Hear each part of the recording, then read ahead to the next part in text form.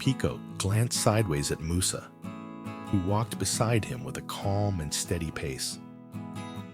Despite Musa's kind gesture, Piko couldn't shake the heaviness he felt, knowing that Musa had no home to return to and was facing the world alone. The thought of the lion's solitary existence tugged at Piko's heart, filling him with empathy and sadness. As they continued along the path, Piko tried to distract himself from his sorrow by pointing out various landmarks. This tall tree here marks the edge of our territory, Piko said, gesturing towards a majestic acacia tree with its wide, ancient branches. And over there are the rocks where we love to bask in the afternoon sun. Musa listened intently, his eyes occasionally taking in the scenery that Piko described. He offered a gentle nod and a thoughtful hum, clearly appreciating the effort Piko made to share his world with him.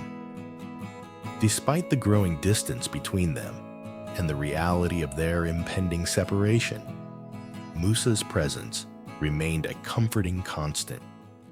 Soon, they reached Piko's house, but something didn't seem right. Musa suddenly stopped, twitching his ears and darting his eyes around with clear worry. He sniffed the ground deeply, his nose wrinkling as he detected familiar scents. Noticing Musa's unease, Piko nervously asked, "What's wrong, Musa? Why did you stop?"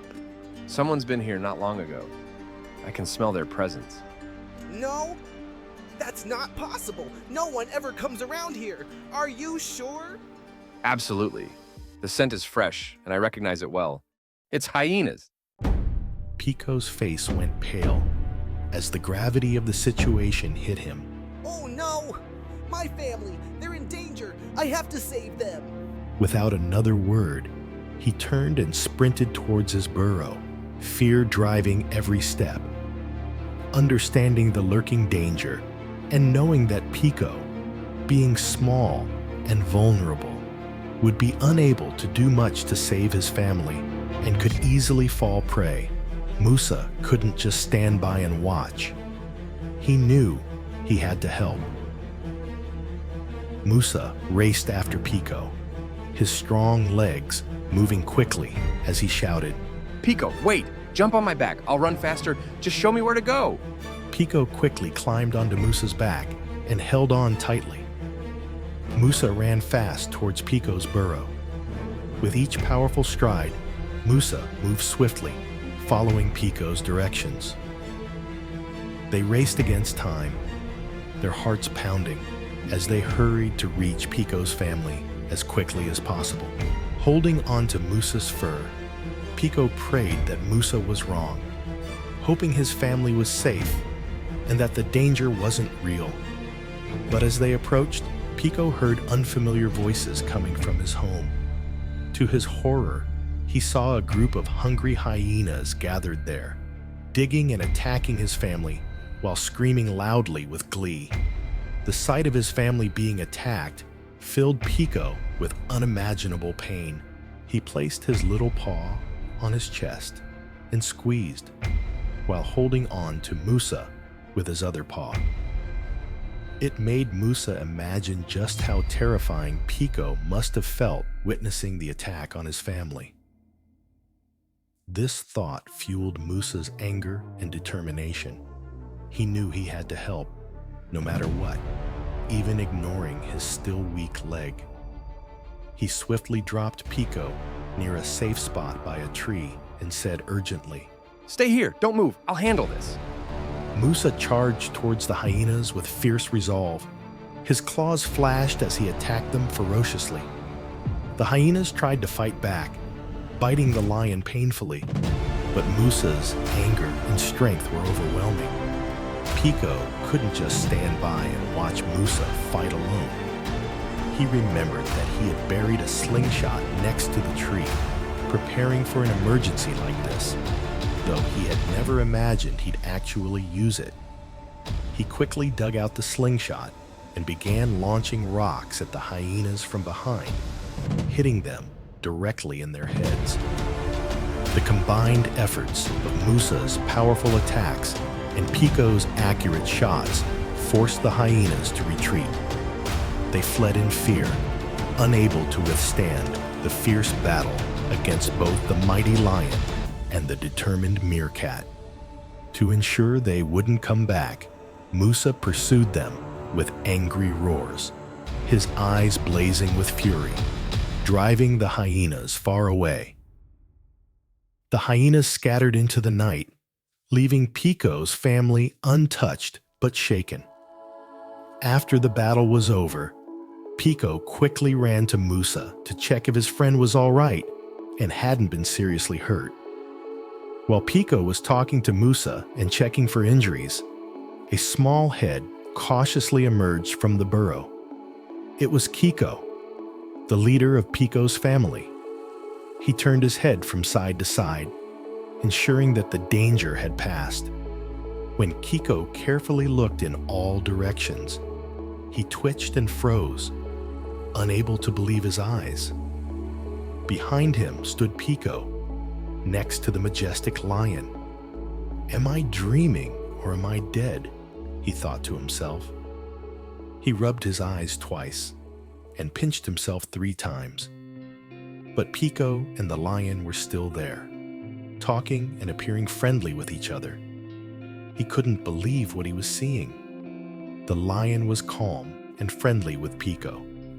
Kiko's surprise was evident as he murmured, without realizing it, "Piko, is that really him? What's he doing with the lion?" He was both frightened and astonished that Piko showed no fear of the lion. In fact, it was the opposite. Piko seemed to be caring for the lion and acting like a friend.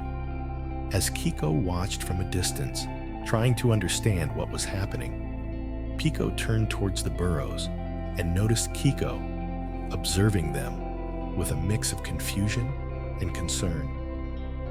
Piko's face lit up with relief and worry as he hurried over to Kiko. Kiko, are you all right? Is everyone safe? Piko asked urgently, his voice trembling with concern. Kiko looked at Piko with a mixture of curiosity and apprehension. Yes, but Piko, where have you been? And why are you with a lion? What's going on here? Piko, full of excitement and confidence, spoke up. Kiko, this is Musa. He's my friend, and he saved us from the hyenas. I know it sounds unbelievable, but let me explain. I met him near the water hole where the tasty berries grow. I know I wasn't supposed to go there, but if I hadn't, I would never have met Musa. And we wouldn't have been able to fight off the hyenas without him. He smelled the hyenas from far away and came to help us. Musa is a good lion. I was so scared for everyone. We couldn't have made it without him. Piko explained enthusiastically, smiling at Musa. Kiko's eyes widened in disbelief as he listened to Piko's story. A lion? Helping us? But why would a lion help us? Lions are dangerous. They're not the type to assist us. That's not possible. How can you trust him?